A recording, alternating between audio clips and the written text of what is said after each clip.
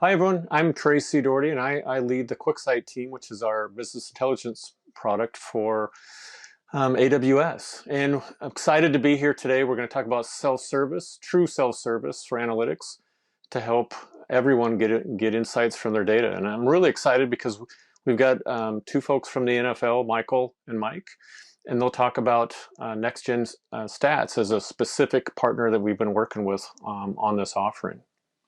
So the first thing I wanted to call out is I talk to and hear from customers every day, and the thing they tell me is, and this slide makes me think about that. I have this analogy of water everywhere, not a drop to drink, and I kind of think that in the terms of data.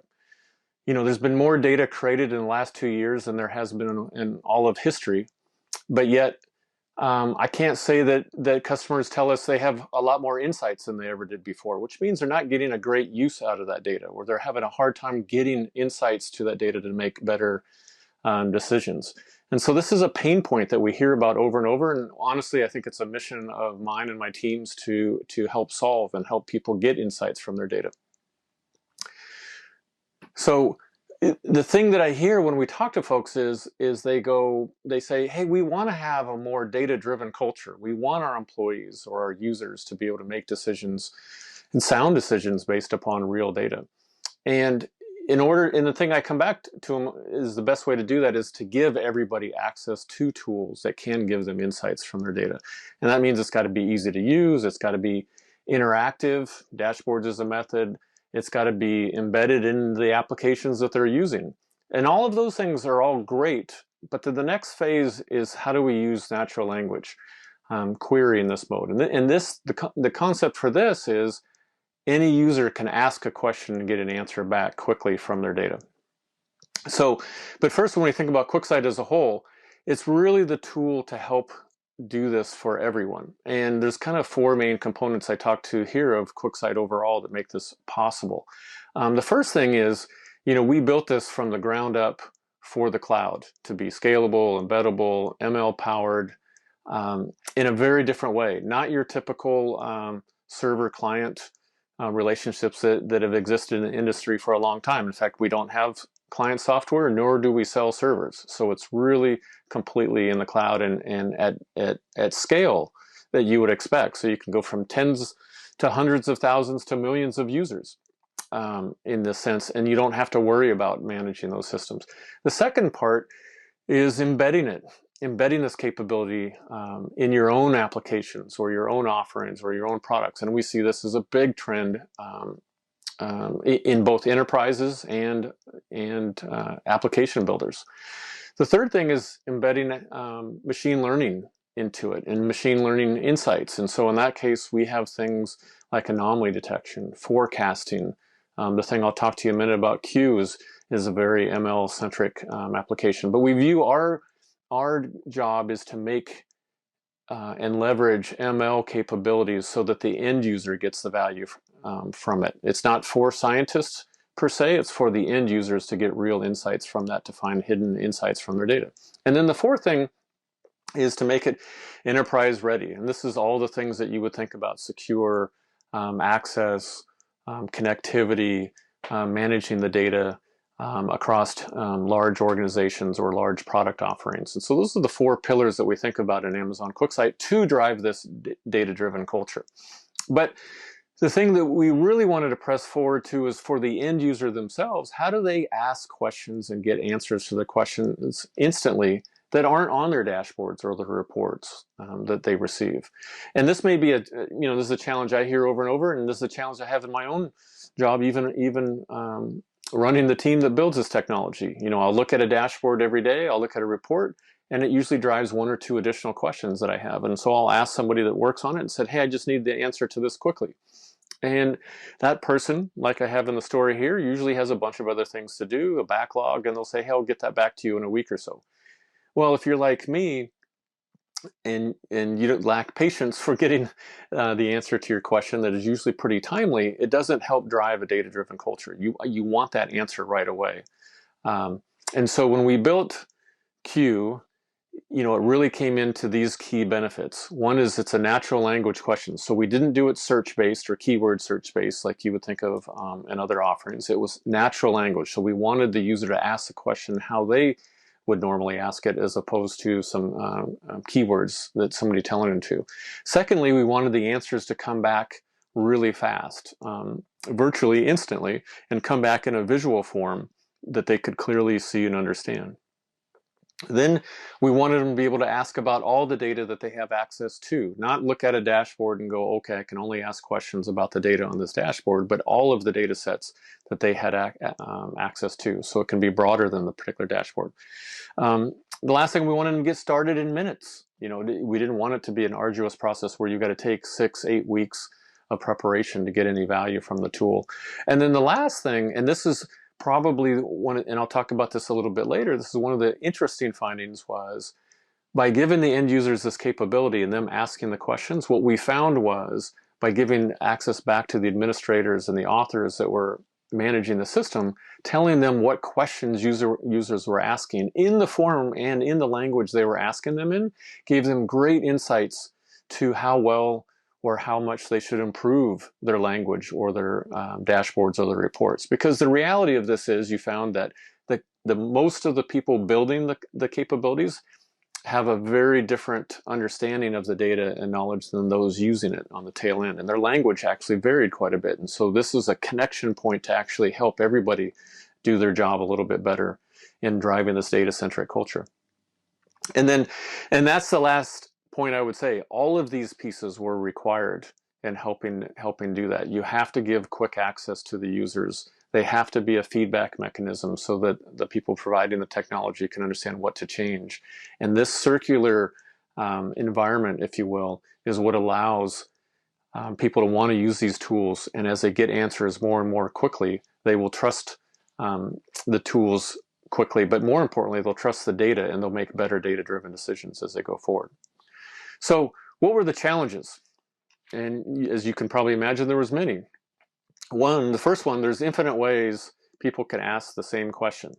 And you can look at my example here. Show me weekly revenue week over week for California compared to New York in 2020. You know, I could probably ask that question 5 different ways myself to go through it. And you got to look at it and look at all the things that we've got to interpret. You know, what is, example, what does revenue mean? How does that map to your data? Some people call it sales, some people call it revenue. So you have things that are tailored industry by industry. And then how is it managed in the data? Data is typically not as well organized as we would all like it to be. And in many cases, it's organized to build dashboards, which is oftentimes different than how you would organize it for natural language or how somebody would speak to it. So we've got to do this translation between the two to get great results. And there's a lot of science and a lot of technology behind doing this, but there's also a lot of tools that we give authors to tune it for their own environment and their own language. So when you think about it at a high level, and I know this is simplistic, but how does it work? You know, one, we have to determine the intent of the question. Then we've got to, secondly, determine the data sets that we want to go hunt for the data. Then we've got to do the intent and link that through. And then we've got to represent it back to the visual, to the user, and then have the visual generation of it. In simple terms, it's like you typed in a question. As a user, you want to be able to know that we understood the correct interpretation of that question. So we repeat it back to you in a form that we understand, or we think we understand it, and then we give you the answer. And then there's ways in the environment to tune it and tweak it as you go if we didn't get it quite right. But there's a big amount of energy in here around science, technology, machine learning, and user experience to get this right. And so there's also a feedback loop in this as well, in the sense that as you go through the system the first time, you'll learn a lot from the end users, how they like to ask questions. You therefore may tune your reports. You may even tune your data to make it a better experience for them. For example, the one I gave before, if somebody refers to it as sales, you think of it as sales, but many of users refer to it as revenue, then you can create a synonym in the background so that it says, hey, sales and revenue are one and the same, and it'll answer them and correctly provide the answers to users accordingly. And so when we think about this, this kind of highlights how it's done. Imagine you're a reader, you're looking at a dashboard, you say, what are the sales by segment? As you can see, it quickly gives you the answer and goes up. Now, if you want to add it this month, it adds another extension. And it'll just keep on going as you want to get more and more visual answers to go through that. And the way I like to think about it is most people don't sit around and just have questions. What it usually is they see a dashboard or they see something of context. There's some new data there, then they have questions and they want to go one or two levels deeper. And this is the way that allows them to get to that point in a much faster method in the language that they care about and understand. Now, authors on the back end of this have ways to tune this and observe what's going on. And so they can create topics that are assigned to particular things. So maybe you had a revenue-based topic, or maybe you had a usage-based topic, and you can hone in the language that are used for those, and you can define things like synonyms. You know, for example, if you look in the top row here, we have city, which the system would understand. But then the language that they've changed it here is location and town. Town could be used in the same text as city and understand it accordingly. And then you have connection points that you can go through if you want it. When it returns back in that visual, does it return one value, or does it have 2 or 3 other values that are related to it that you would always like to see? And the NFL will show you some examples of that coming up in their section. But the key point to this is the author has the ability to add domain-specific and organizational language. And as we go through this and work with customer after customer, you find there's common terms for one industry that means something else for another industry. And so there's some learning that takes place in this and some tuning that the authors get to define and control that for the best experience for their users. The other thing we wanted for authors is for them to get detailed usage analytics. You know, who's asking questions, how many questions are they asking, what are the types of questions they're asking, what's the language they're asking them. And all of those things allow them to have a better understanding of what their users want to know and what specifically we're going to know. And it's a very different mindset than going to a person and say, hey, what dashboard do you want? What images do you want on there? What data do you want on there? That's a very different thing to then watching somebody use the system, ask their questions in real time, and then come back and look at the analysis. And you'll find that you have what you expected as the BI person in the back end oftentimes is very different what your users are really wanting. And so this is really proven out to be a way for people to build much better environments than they ever had before. And then the last thing to talk about on this is developers, those building applications, whether they be internal or external facing. They have the same needs. They want their applications to allow their users to be more data-driven. They want more insights. They want to have more analytics in there. And so QuickSight does a phenomenal number of things about embedding and making it look like it's part of the application. And Q is another one of those things where you're providing that same capability in the application to differentiate so that the users of that application can also ask questions quickly and have it be scoped to whatever level the application builder wants to be, but then for their end users to get this great experience on the fly. And again, driving to strong abilities to get insights from your data quickly so that you can be more data driven in your daily processes. So with that, I want to go to, I'm really excited about this. I want to introduce Michael Chi and Michael Ban, who are both here from the NFL and specifically from the Next Gen Stats, which we've worked with on several different projects, and Q is the latest in that. And so whether you're a football fan or not, I'm a huge football fan. So this is, for me, in some ways, this is nirvana of connecting data, insights, and then combine them with a sport that I'm super passionate about. And so they will show you a lot of really cool things of how it's being used there. But I also think if you're even not an NFL fan or a football fan, you'll still find some amazing insights to look at this, to how you can apply it to your business. So I encourage you to all kind of soak in what these two have to present. It's really, really interesting, and I just thank them for being here. So, hey, Michael, why don't you take over? Thanks, Tracy. My name is Michael Chi, Director of Technology for the National Football League. We're really excited to be here today to talk to you about what we're doing with Next Gen Stats, where we came from, our relationship with AWS and how they've helped us, with building better stat sections and being able to give our fans and researchers a better way to go through the data and dissect what's happening on every play in every game. The National Football League is known around the world as American football. It's comprised of 32 teams from around the United States, and it's the most watched sport in this country.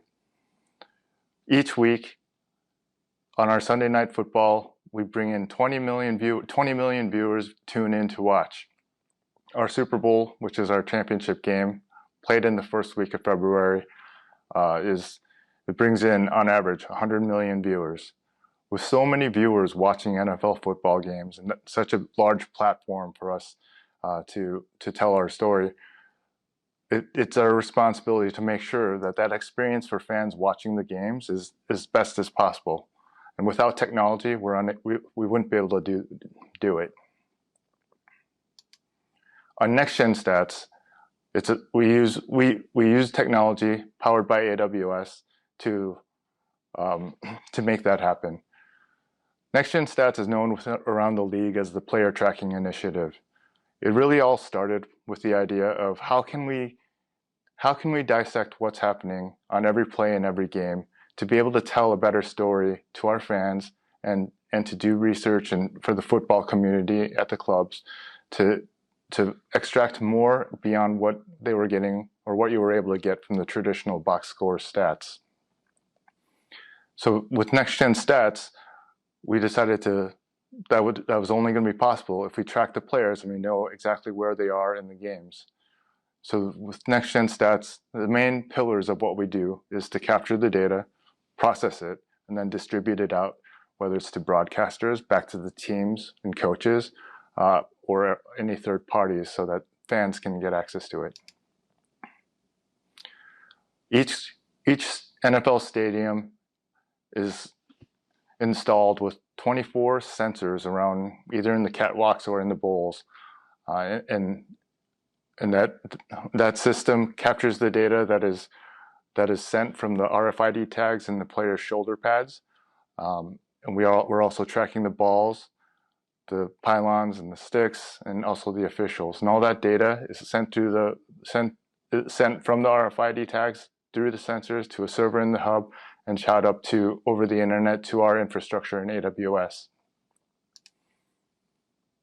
Once we have a stream of data coming into our infrastructure, we save the data and we marry that with the traditional stats. So from that, we're able to calculate in real time participation, how far a player ran on a play, what their max speed was, what was the personnel groupings on a play, what was the formations, and just a whole list of all the different things that happen on a play. And ultimately that saves to a database and we're able to distribute it out to our partners and whatever channels we need to make sure that we're able to deliver a better experience to our fans. So taking a quick step back of where we were, 2015 was the first year that we tracked every player in every play, every game in the season. It was a kind of a learning year for us. We were trying to get our system stabilized, but then we're also trying to figure out what do we do with this data. The stats that we were creating were very basic. It was just speed and distance, a little bit of participation. And as we started to learn more about it, we started building out a lot of rules, a lot of brute force algorithms using code, calculating spatial distances between players at different points in a play, calculating the formations and time to throw, time-based metrics. And it just started to grow and turn into a list of over 200 different metrics that we're calculating on every play. Around that time, we started our partnership with AWS, who really helped us push the boundaries of what we could do with that data. We were getting introduced to machine learning and different concepts, and really being able to have the education and know-how to be able to use things like SageMaker to train models and deploy them and run inferences during the plays, during the games, and really build a more sophisticated suite of stats that was available that we could use on broadcast or in any manner that we wanted to. We also had a problem of wanting to share the data back to our clubs and to our fans and our researchers. We had to build a lot of different stats sections, but we had a very limited number of developers who were able to do that. When we really need to focus on capturing the data and processing it, we didn't want to spend too much time in the distribution side and spend too many engineering cycles doing that, because we needed to focus on the bread and butter.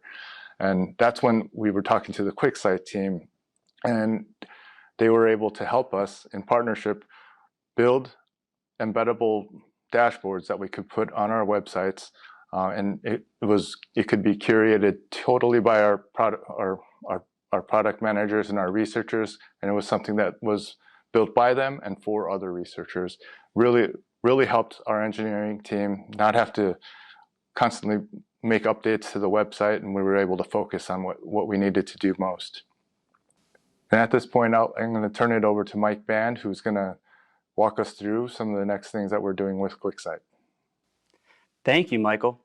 My role with NextGen Stats focuses on the research and analytics side of the initiative, which has a myriad of different applications across a variety of different end users. So who's using NextGen Stats data, and what are they using it for? We start with the 32 clubs. The arms race has begun, you could say, and coincides with the development of our product. It will truly be fascinating to see how all 32 teams leverage our vast data set for the future. Some of the questions that some of these teams might be looking to answer: how can we maximize the performance of our players by monitoring their workload with tracking data? How can we leverage the data to defeat our opponents? And how can we establish the best game strategy to help us with the use of analytics? Now, the league office is using our data to improve the game and to make it safer. How can we change the rules of the game to improve gameplay? How can we reduce the number of high-impact collisions? How can we make the game safer? They even have trackers in the referees. And finally, enhancing the fan experience through pre-game, in-game, and post-game insights. The question everybody's looking to answer: how can we use advanced statistics to tell stories beyond the box score? From TNF on Prime to Sunday Night Football on NBC to CBS on Sundays to Monday Night Football on ESPN, you've likely seen NextGen Stats powered by AWS, sponsored segments telling stories of the most captivating events that happen in a game. We even support things like video games, like Madden, or you might find our content across Twitter and Instagram. Our goal is to tell the best possible story with new advanced metrics, not measurable until now. So if you're a fan of the NFL, and there's a chance you've seen one of our NextGen Stats powered by AWS branding. In nearly every national broadcast window, our stats make air, with the goal to tell the best story with the data. And you can imagine, as our data evolves, the need for more efficient mechanisms to analyze the data is needed.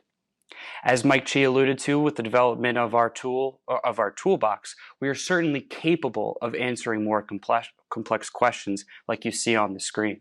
Simply, we need a solution to empower the users to be able to ask and answer those questions. We started with manual queries. There were no BI tools, no front-end system for our partners to interact with the data, only ad hoc analysis conducted by one of our internal researchers. We were slow to react, and with our limited toolbox at the time, we had slow adoption. Fast forward to present day, now we have over 50 QuickSight embedded dashboards made accessible to all of our partners, all 32 teams, and our internal team of researchers that allow users to find the most compelling insights from our vast data set. Even on-air talent has grown accustomed to the research tool. And the best part, they're built and curated by researchers, for researchers. So where are we going? This is where Q comes in. Our goal is to reduce the friction of mining for insights and to open up the Next-Gen Stats toolbox to all users, to make finding the best stories accessible to all. So let's take a live action example. We're in the middle of a game. Seahawks quarterback Russell Wilson throws a deep TD pass to DK Metcalf. The question immediately comes in from the broadcast truck to our research team. What stats do we have on that? Looking, we'll reply. Our thought process runs fast. The pass was long. Hasn't Russell Wilson been great on deep passes throughout his career? Using QuickSight embedded dashboards, we can certainly look deeper into the numbers. A reminder, every second counts in a live game. So, we navigate to our dashboard, find the appropriate passing page.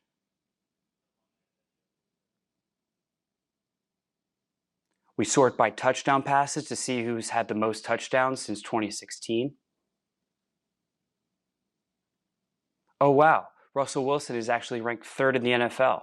But we're Next-Gen Stats. We got way deeper numbers than just passing touchdowns. What about deep passes? Because we know this pass was deep. Since 2016, Russell Wilson ranks 1st in deep passing touchdowns. Well, now let's try the same exercise with Q. Our first question, how many TD passes has Russell Wilson thrown since 2016? The answer, 171. Let's see where that ranks among all quarterbacks. Who has thrown the most pass TDs since 2016?